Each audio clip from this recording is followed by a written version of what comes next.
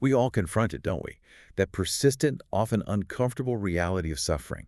It's a universal human experience, deeply woven into the fabric of life, yet our responses to it are anything but uniform. Some among us instinctively recoil, seeking to diminish its sting, to find peace away from its grasp. Hmm. Others, surprisingly, seem to lean into it, Hmm. almost embracing it as a potent fuel, a necessary catalyst for profound change and growth. Yeah, like forging something out of it. Exactly. Yeah. Today, we're embarking on a deep dive into the philosophies of two monumental figures who each wrestled with suffering head-on, but who emerged with radically, almost, well, antagonistically, different paths forward. Buddha and Nietzsche. Two absolute giants. Right. Our mission here is not just to compare them, but to truly unpack their distinct frameworks. Ooh. Do we treat suffering as something to dissolve through acceptance, working towards, a profound state of inner peace? Yeah. Or do we intensify it, engaging with it to overcome and transform ourselves through creative struggle, aiming for a kind of human greatness? This isn't merely an academic exercise, by the way. This is about two fundamentally divergent blueprints for engaging with life itself, and truly understanding them can offer a profoundly clarifying lens on your own journey through its inevitable ups and downs. It really can. It forces you to ask some fundamental questions about your own approach. So get ready. We'll first immerse ourselves in Buddha's path, focusing on acceptance and the cessation of craving as the route to liberation. Then we'll pivot sharply, almost jarringly, to Nietzsche's philosophy, which champions the embracing of struggle and the powerful force he called the will to power. A very sharp pivot indeed. What's truly provocative is to consider how each of these giants might have critiqued the other, exposing potential vulnerabilities in their respective approaches. And then, as the grand finale, we'll seek out surprising points of convergence, exploring how, when brought together, their seemingly contradictory wisdoms can offer a powerful, remarkably relevant modern synthesis for you. It's a truly fascinating starting point, isn't it? Both of these profound thinkers begin with suffering as central to their philosophical edifice. Yet, their foundational diagnoses of suffering, what it is, where it comes from, and what its ultimate purpose might be, lead them in completely opposite directions. Right. It sets up this incredible intellectual tension that we're about to explore, a dynamic interplay that really highlights the immense breadth of human wisdom when grappling with this most fundamental of experiences. They both acknowledge suffering as central, but their interpretations of its role in life, and critically what we should do about it, couldn't be more distinct. So let's unpack this fundamental divergence, because it's where everything else stems from. As you noted, both Buddha and Nietzsche place suffering at the very core of their philosophies. It's the raw material they both start with. But their interpretations of its role in life are so different, it's almost as if they're looking at the same vast mountain, but seeing two entirely different, even opposing paths to its summit. Indeed, it's more than just a difference in the proposed solution. There's a fundamental split in how they even define the problem itself.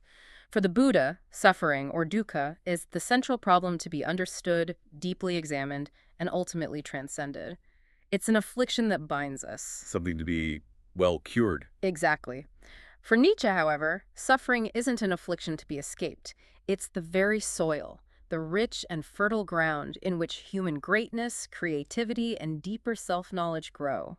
This initial foundational diagnosis truly dictates every single philosophical implication that follows. Okay, let's begin our journey then with Buddha's framework. For him, suffering is unequivocally a problem to be solved, a condition to be understood and transcended. And the bedrock of this understanding, as many of you who follow Buddhist thought will know, lies in the Four Noble Truths. This is truly the foundation, a kind of diagnostic framework for the human condition. Absolutely fundamental. The first of these truths tells us that life is dukkha, typically translated as suffering. But dukkha is a term far richer, more expansive, and more profound than mere physical pain, although that is certainly included. Right, it's much broader. It encompasses a pervasive sense of unsatisfactoriness, a deep unease, a fundamental dissatisfaction that permeates all existence, precisely because of its inherent impermanence.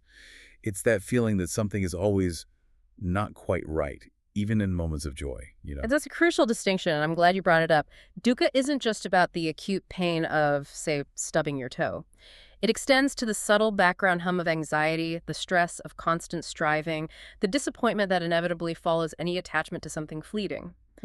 We can categorize dukkha into three main types. Dukkha dukkha, which is ordinary suffering like physical pain, illness, or grief.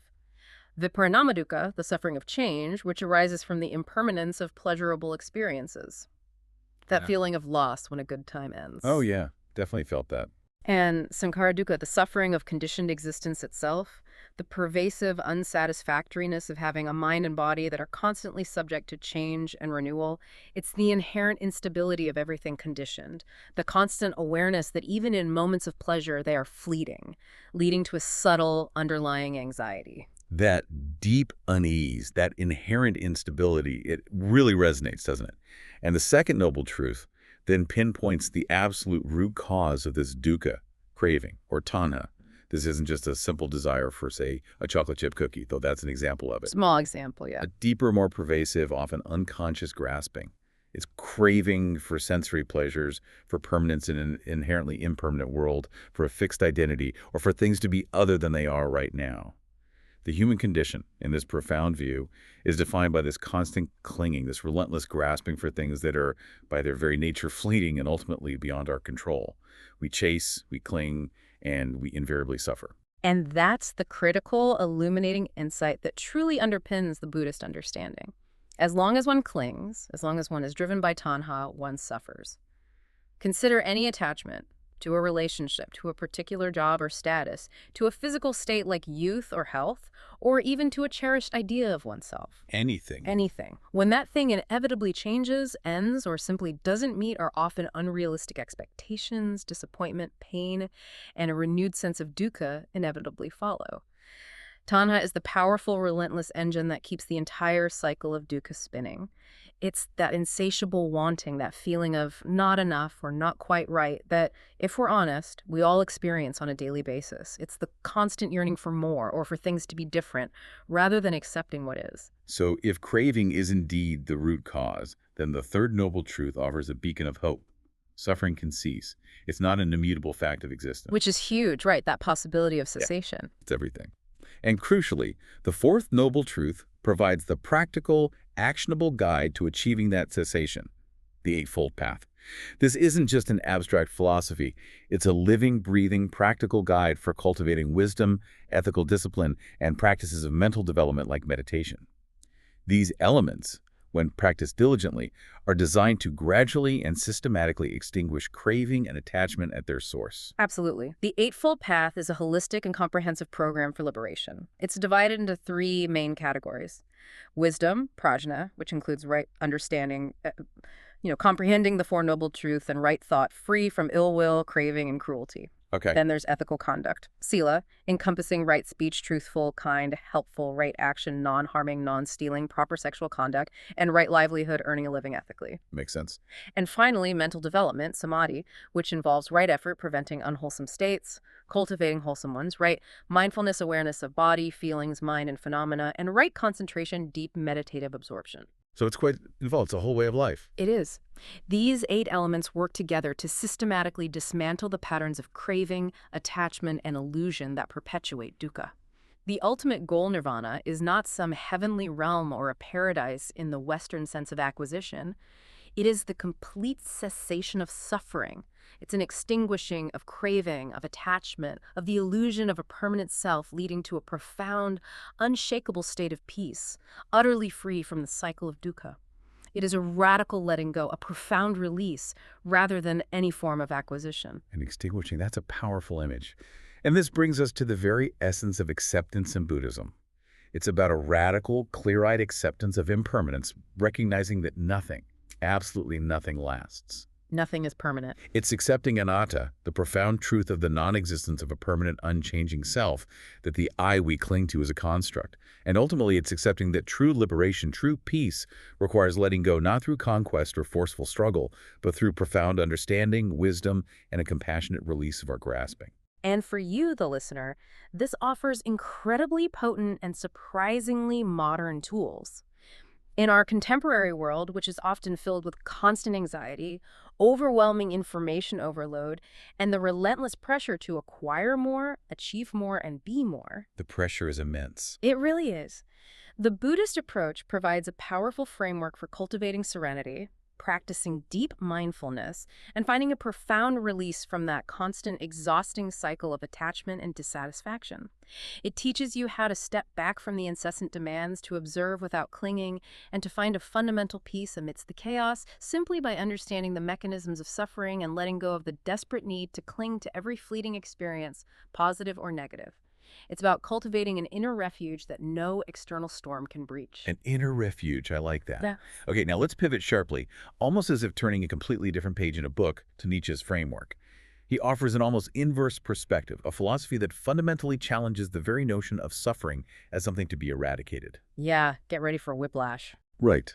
Nietzsche insists that suffering is not a disease to be cured, nor an error to be corrected, but rather a necessary, indeed vital and integral part of life itself.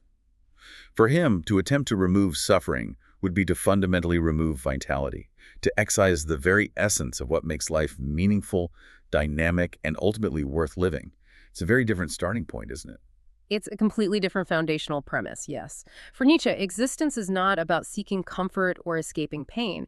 It is inherently defined by a ceaseless struggle for growth, for expansion, for overcoming existing limitations, what he famously terms the will to power. The will to power, that term gets thrown around a lot. It does, and it's often misunderstood as mere domination or aggression, but it's far more nuanced. It's a fundamental internal drive towards self-mastery, towards creating, towards an active affirmation of life's inherent difficulties, even its cruelties. It's a dynamic, ever-striving force within all living things, from the smallest organism to the most profound artist. It's the impulse to become more, to express oneself, to leave an indelible mark. He illustrates this by saying that life's tragedies are not to be avoided or lamented or even merely endured, but are the very rich soil from which our greatest art, our most profound philosophy, and indeed our personal greatness can emerge. Think about it. The struggles we face, the heartbreaks we endure, the seemingly insurmountable challenges. The stuff we usually try to run from. Exactly. These are not obstacles to be bypassed, but rather the crucibles in which our character is forged, where our deepest creativity is born, and where our resilience is not just tested, but dramatically amplified. Without the friction, there's no fire, no polishing. And this understanding leads directly to one of his most powerful and, for many, most challenging doctrines. The intensification of life, summed up by amor fati, which means, quite literally, love of one's fate. Love of fate, wow. Yeah. This is not resignation, not a passive acceptance of whatever befalls you. On the contrary, it's a radical, indeed passionate affirmation of everything that happens in your life, including its harshest, most difficult, and most painful aspects. Where Buddhist philosophy often prescribes detachment, Nietzsche demands intensification. Embrace life fully, affirm even its cruelties and its suffering, and actively transform that suffering into a potent source of strength, creativity, and self-overcoming. So not just putting up with it, but actively loving it. Actively loving it, seeing it as necessary. It's a resounding yes to life, not despite its pain, but because of it. It's about seeing suffering as a necessary ingredient, a chisel that shapes the soul. And this active transformation culminates in his celebrated and often misunderstood concept of the Übermensch, often translated as Overman or Superman. However, higher type of human or self-overcoming human is perhaps more accurate and less prone to misinterpretation, wouldn't you say? Definitely less loaded, yeah. This is the individual who doesn't merely endure suffering or avoid it, but consciously takes it as raw material, as the very clay, to sculpt and create new values, forging profound meaning in a world that, having lost its divine certainties, no longer offers preordained answers. They are, in essence, the artists of their own existence, crafting their own purpose and transcending conventional morality. Artists of their own existence. So Nietzsche's ultimate goal for human existence isn't the cessation of suffering, but rather its profound transformation into a vehicle for greatness, for self-creation, and for the highest forms of human expression. It's about a resounding affirmation of existence in its totality, rather than any form of escape or transcendence from it. Not getting out, but digging deeper in. Precisely. For you, the listener, especially in a culture that often prizes comfort above all else and which can inadvertently lead to stagnation and a fear of challenge, Nietzsche's radical affirmation of struggle serves as a powerful inspiration. It fosters resilience, ignites ambition, and fuels creativity, pushing you to grow beyond perceived limitations and truly make something profound and meaningful out of all your experiences, however difficult or painful they may be. It's a call to courageously engage with life's demands and forge yourself anew in the fire of challenge. This is where the intellectual fireworks truly begin, isn't it? When you place their core ideas side by side, they appear to be not just different, but almost diametrically opposed. It's like they're two sides of the same very profound coin, but facing completely different directions, speaking different languages about the same fundamental human experience. This raises an important question. How can two such profoundly insightful thinkers, both starting from the undeniable centrality of suffering, arrive at such fundamentally different, almost antithetical conclusions about its nature and our proper response? It highlights the immense diversity and sometimes irreconcilable tensions that exist within the tapestry of human philosophical thought. Let's break down these core differences, starting with their views on the role of desire, a truly fundamental point. For the Buddha, as we've discussed, desire, specifically craving, tanha, is not merely a problem, but the root of suffering. The absolute root. The path to inner peace and liberation, therefore, lies in extinguishing it, and a profound and systematic letting go of that relentless wanting. But for Nietzsche, the perspective is almost an exact inversion. Desire, struggle, ambition, the will to power, these are not hindrances to overcome. They are the very engines of human flourishing, of growth, creativity, and self-overcoming. The fuel, not the problem. Exactly. Without them, he firmly believed, life would collapse into a meaningless nihilism, a void of purpose. Our innate drives, our passions, are what propel us forward, what make us create, conquer, and ultimately grow. They are essential to vitality. Then there's the concept of the self, which couldn't be more divergent. Buddha teaches, through his doctrine of anatta, that the self, or atta, is ultimately an illusion. He emphasizes the non-existence of a permanent, unchanging, enduring self. No fixed self there. Right. Liberation, in this view, lies in realizing this emptiness, in seeing through the illusion of a fixed, separate I that we constantly try to defend and enhance. Nietzsche, on the other hand, insists with equal fervor that the self is precisely what needs to be actively cultivated, strengthened, and affirmed. The higher self, the individual who transcends herd morality, isn't an illusion to be dissolved, but a magnificent creative force to be forged, an entity that actively creates its own meaning and values in a world that offers no external, preordained ones. So build the self up, don't dissolve it. It's about becoming who you are, in the most profound sense. And finally, consider their ultimate goal for human life.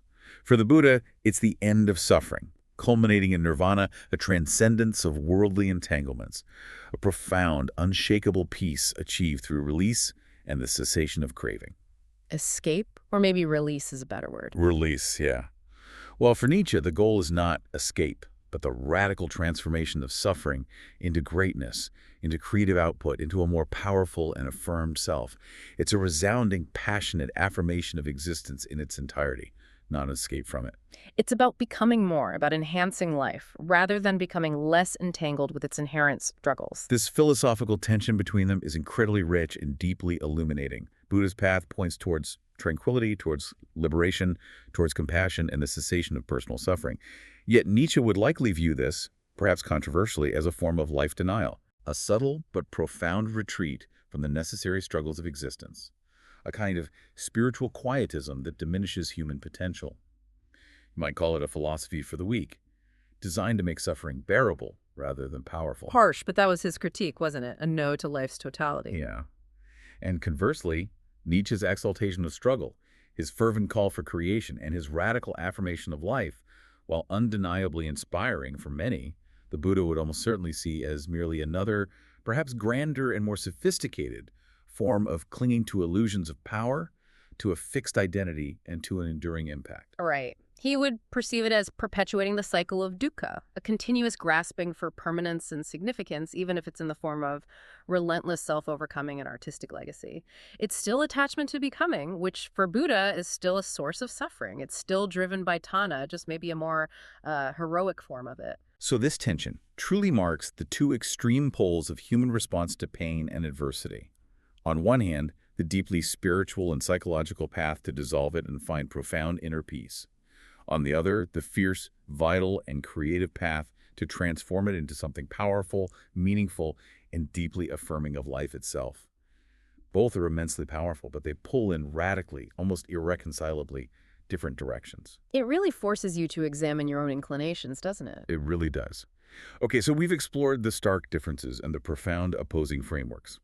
But the discussion gets even more fascinating when we consider how each philosopher might critique the other. It's like they're holding up a mirror to each other, exposing potential blind spots or hidden dangers inherent in their respective paths. When we connect this to the broader picture, it's not about one being definitively right and the other wrong. Instead, these critiques help us gain a deeper, more nuanced understanding of both. They highlight the potential pitfalls or misunderstandings that can arise if either approach is taken to an extreme or interpreted too narrowly. This is where the true learning often happens, by examining the edges of their philosophies. Let's delve into Nietzsche's critique of Buddhism first, which he famously associated with the shadow of nihilism. Nietzsche viewed Buddhism as embodying a subtle, perhaps even sophisticated, but ultimately dangerous tendency towards what he called world denial. Right, that term again. He did, to his credit, agree that Buddhism correctly recognized the pervasiveness of suffering in life. However, he believed its proposed response was a profound and ultimately detrimental error. His perspective was quite stark. Nietzsche saw the Buddhist attempt to extinguish craving, to detach from desire, and even to dissolve the very notion of a permanent self, not as true liberation, but as a sophisticated form of escape. Like running away from life. For him, it was an avoidance of life's inherent demands, its necessary struggles, and its vital complexities. To seek nirvana, in Nietzsche's eyes, was ultimately to refuse existence, to turn away from the messy, painful, but ultimately vital aspects of life, effectively diminishing life itself. It was for him a quiet resignation, not an act of affirmation. He saw it as a profound no to life's totality. And this refusal, in Nietzsche's view, extended to individuality itself. The doctrine of anatta, the dissolution of the self, struck Nietzsche as a fundamental refusal to affirm one's unique individuality, one's creative spirit, and the very will that drives personal greatness. He saw the self as something to be built, not dismantled. Exactly. He believed that while compassion, a cornerstone of Buddhism, is undoubtedly noble, taken to an extreme, it risks leveling down humanity. It could, in his view, dilute the very will to power that drives the emergence of exceptional individuals, of higher human types, by prioritizing comfort and collective quietude over individual striving and overcoming. Indeed. Nietzsche, in his sweeping genealogy of values, would likely group Buddhism with other religious and moral traditions that he believed, in their well-intentioned efforts to reduce suffering and promote universal comfort, inadvertently flatten the human spirit. They encourage a kind of herd mentality, a mediocrity that shies away from necessary challenges and risks. That's a pretty strong charge. It is. This raises a powerful, almost unsettling question for you, the listener, to ponder. Are you, perhaps unknowingly, making choices to avoid challenges or discomfort in the name of seeking peace? And in doing so, are you inadvertently stifling your own growth, your potential for creativity, or your capacity for truly transformative self-overcoming? It's a challenging thought, but one Nietzsche would insist we confront. Okay, now let's flip that coin entirely and consider how the Buddha, with his emphasis on non-attachment and the cessation of suffering, might critique Nietzsche's radical philosophy. From a Buddhist perspective, Nietzsche's fervent embrace of struggle, his relentless drive for creation, and his assertion of the will to power would likely appear as just another, perhaps more sophisticated and grandiose, mask of craving or tanha. Precisely. The will to power, no matter how noble its intentions or how creatively it manifests, would in essence be seen as an intense form of attachment. It's an attachment to becoming, to a certain identity, to perceived permanence in one's impact or legacy. Even the desire to overcome is still a desire, right? Still a form of wanting. Exactly. These are precisely the kinds of illusions and attachments that, from the Buddhist viewpoint, bind beings to samsara, the endless cycle of rebirth and suffering. Even the most heroic striving, if rooted in a desire for self-affirmation or a lasting impact, is still a form of clinging to that which is impermanent. Nietzsche's Übermensch seeks to radically create new values, to sculpt the self into something magnificent and enduring. But to Buddhism, this would still be seen as fundamentally rooted in ego construction, a persistent desire for self-affirmation and a continuous cycle of endless striving for an ideal self. A very grand form of ego, perhaps. Perhaps. His insistence on affirming suffering from this perspective risks magnifying it rather than alleviating it. It could turn life into a perpetual motion machine of ambition and challenge, a restless journey without ever truly finding genuine peace or completion.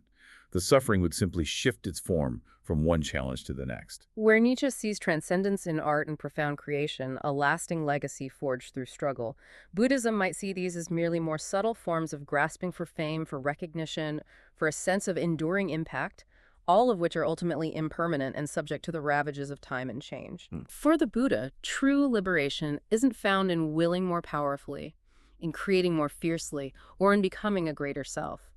Instead, it is found in seeing through the will itself as a source of bondage and attachment, in recognizing its illusory nature, and thereby releasing oneself from its incessant demands. It's about seeing the fundamental futility of endless striving for that which cannot ultimately satisfy. This brings us to a really fascinating psychological divide between the two. Nietzsche's psychology views suffering not as an impediment, but as the absolute forge of strength and character. He believed deeply that without resistance, without challenge, humans would simply stagnate, never reaching their full potential. Like a muscle needing resistance to grow. Exactly. Trauma and struggle, far from being purely negative, are seen as profound experiences that deepen the soul, that provide the raw material for magnificent art, for incredible courage, and for profound wisdom. His approach to suffering, therefore, is from the standpoint of intensification, to embrace it, to magnify it, to use it. Buddhist psychology, on the other hand, approaches suffering from an entirely different angle. It sees suffering primarily as a product of distorted cognition, a fundamental misunderstanding of reality. It arises from clinging to what is inherently impermanent and mistaking it for permanence, from holding on to a fixed idea of self that does not truly exist. So it's our thinking about it that's the problem. Largely, yes. By doing so, we essentially generate our own torment. The solution, then, isn't to fight suffering or to intensify it, but to awaken to the true nature of existence, to see things as they really are impermanent, lacking a fixed self, and ultimately unsatisfying if clung to. This is an approach from the standpoint of dissolution to unravel the illusion that causes suffering. Intensification versus dissolution. Wow. It's truly the core of the tension, isn't it? When we place these two views in dialogue, each philosopher reveals something crucial about the other.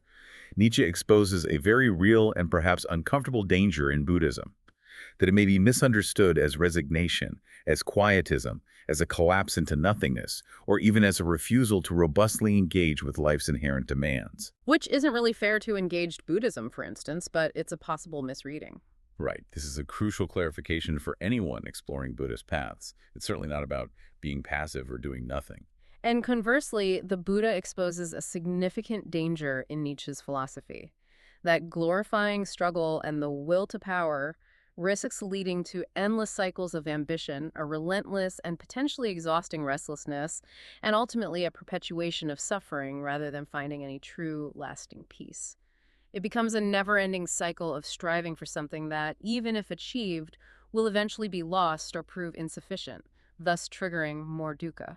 So these two philosophies truly represent profound, almost polar opposite responses to suffering. Nietzsche's resounding yes to life, including all its pain, all its challenges, as essential for growth, and the Buddha's compassionate call to step entirely outside the game of craving and attachment, to find peace and radical release. They force us to deeply examine our own instincts, our own default responses when faced with adversity. Where do you naturally lean, you know? So we've journeyed through the stark differences, the powerful critiques that each of these profound philosophers levels at the other. At first glance, it really does seem like they're fundamentally at odds, inhabiting completely different universes of thought.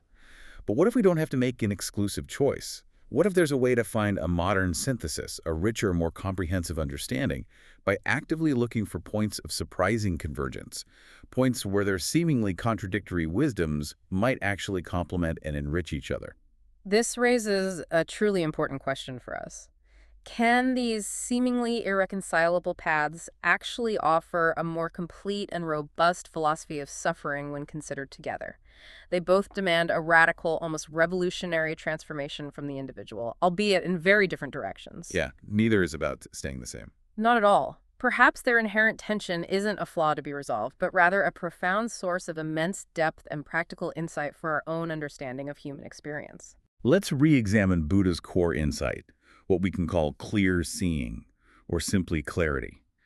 Buddhism provides an extraordinarily profound framework for understanding why life is so consistently filled with dissatisfaction and unease.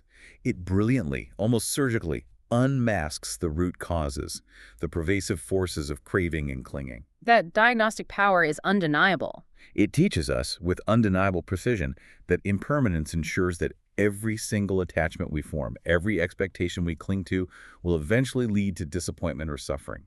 And that the ego or the I we so fiercely defend and try to enhance is, in the ultimate sense, illusory, not a fixed, independent entity. And the Buddhist path, through the diligent cultivation of wisdom, deep mindfulness, and boundless compassion, offers a profound serenity, a powerful internal pathway to step outside those frantic cycles of anxiety, grasping, and attachment.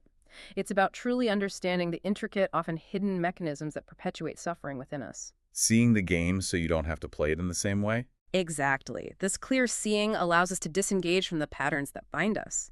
However, as Nietzsche shrewdly pointed out in his critique, and it's important to acknowledge, taken on its own, this path risks devolving into quietism, a reduction of life to withdrawal, or being fundamentally misunderstood as a form of passivity, which it is not. This highlights the need for careful application. Then we have Nietzsche's profound, almost explosive insight, what we can call creative transformation or vitality. He adamantly rejects any attempt whatsoever to step outside of life, to transcend or escape it. His philosophy is a radical, unapologetic call to a full, unblinking affirmation of all of existence in all its brutal glory. No escape hatches there. None. The will to power for him makes struggle not a burden, but the very essence of vitality, of growth, and of becoming. And amor fati demands not mere resignation, but an active, even joyful love of one's entire fate, including its harshest, most difficult, and most painful aspects. And as we discussed, the Übermensch actively creates new values and meaning in a world where old certainties have crumbled and disappeared. Nietzsche's teaching offers immense vitality, a powerful, almost alchemical way to channel pain, challenge, and adversity into a profound engine for growth, for self-overcoming, and for purposeful, creative action. Turning lead into gold, almost. Kind of, yeah. It inspires resilience and a robust engagement with life. Yet it's equally important to consider its potential downside.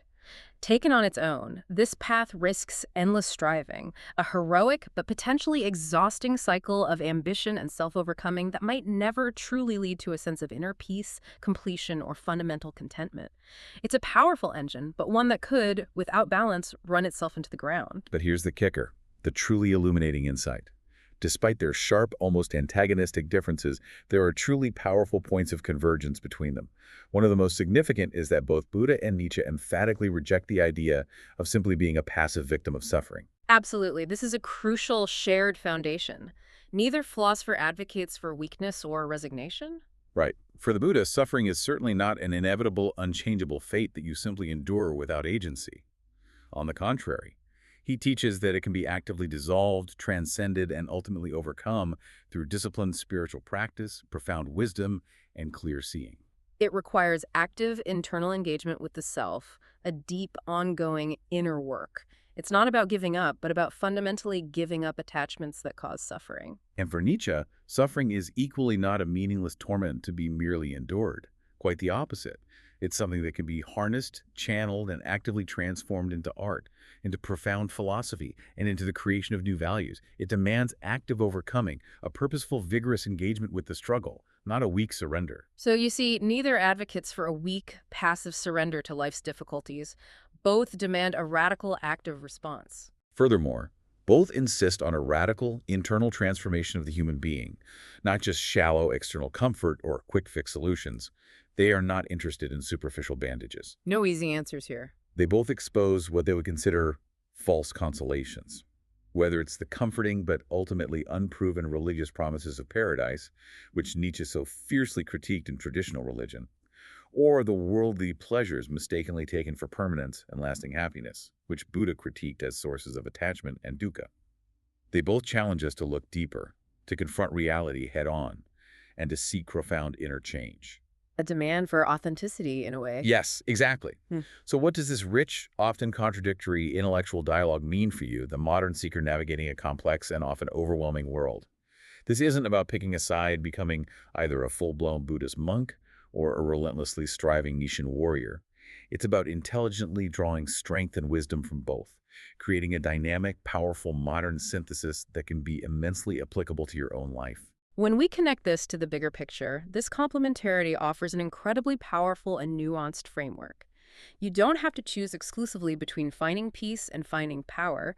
You can learn from both to build a more robust, resilient, and deeply meaningful approach to life's inevitable challenges and opportunities. You can harness the Buddha's profound wisdom for clarity, learn to see through those pervasive illusions of permanence, of a fixed, unchanging ego, of being completely in control of every aspect of your life. Understanding the why of suffering. Right. Cultivate detachment, practice deep mindfulness, and extend compassion to yourself and others. This helps you understand why you suffer, the underlying psychological and existential mechanisms that create your unease and dissatisfaction. It's the diagnostic tool helping you pinpoint the root of the problem. And then you can harness Nietzsche for vitality. Once those illusions are seen and understood through Buddhist clarity, you do not collapse into passivity or resignation. Instead, you courageously affirm life as it is, even with its pain, its challenges, and its inherent difficulties. You engage. You engage. You create. You strive.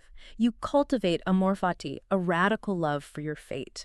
This helps you understand how to engage with suffering constructively, transforming it into a powerful force for personal growth, artistic creation, and deeper meaning. It's the engine for forward movement once you've seen clearly. Let's put this powerful synthesis into practice with some real-world examples. When anxiety grips you because you're clinging to things you simply can't control, perhaps a past event you wish you could change, a future outcome you desperately need to happen, or someone else's opinion of you. Which happens all the time, right? All the time. That's when you follow Buddha's wisdom. You learn to let go, to cultivate detachment, to find your serenity and radical acceptance of what is. This releases the immense energy you are expending on futile clinging. But conversely, when despair or profound discouragement sets in due to a genuine hardship, a personal failure, a devastating loss, or a seemingly insurmountable challenge, that's when you follow Nietzsche's call. You find ways to transform it, to channel that intense struggle, that very pain, into strength, into resilience, into the creation of new values or new purpose. Use it as fuel. Use it as fuel. You use the raw intensity of the experience as fuel to forge yourself anew, to build something greater from the ashes. So when you're facing impermanence, witnessing something beautiful pass away, a relationship change, or a difficult situation finally resolve itself, accept it like a monk, finding profound peace in the fleeting, transient nature of all things. You understand that everything changes, and you embrace that truth. And when you're facing a profound challenge, something that demands your full will, your deepest creativity, and your entire spirit, whether it's starting a new venture, overcoming a personal weakness, or grappling with an existential crisis, then overcome it like a warrior, like the Übermensch. You use the struggle itself to build new values, to sculpt new strengths within yourself, saying a resounding, courageous yes to the test that life has presented. Clarity and vitality working together. This is the dynamic dance of clarity and vitality. We've truly journeyed through the profound and seemingly opposing philosophies of Buddha and Nietzsche concerning suffering. One, the Buddha, offers a path of dissolution through acceptance and clear seeing, a way to find peace by understanding and letting go of the roots of attachment. The path of release. The other, Nietzsche, offers a path of transformation through struggle and affirmation, a way to find greatness by embracing and using suffering as a creative force. The path of intensification and creation. The beauty, the power of their insights lies precisely in their tension. They expose each other's potential blind spots, and in doing so, they invite you to a richer, more nuanced, and ultimately more complete understanding of your own experience of suffering. It's a dynamic, ongoing interplay of profound wisdom that challenges us to grow in multiple dimensions. It's not either. No, definitely not. The modern individual navigating the complexities of the 21st century need not choose one or the other. Instead, you can learn from both, drawing strength from their complementary wisdoms. To truly navigate suffering in your life means to first see clearly, like the Buddha, understanding its roots and the illusion of clinging, and then, with courage, vitality, and an unshakable will, to say a resounding yes to life, even its pain, like Nietzsche. See the chains, then use the hammer. That's a great way to put it. So the final thought for you to ponder: what aspect of suffering in your own life right now might benefit most from the Buddha's clarity, from seeing through attachment? And what might call for Nietzsche's vital transformation, for embracing struggle as a path to strength and creation? Keep pondering these powerful paths and let them guide your journey.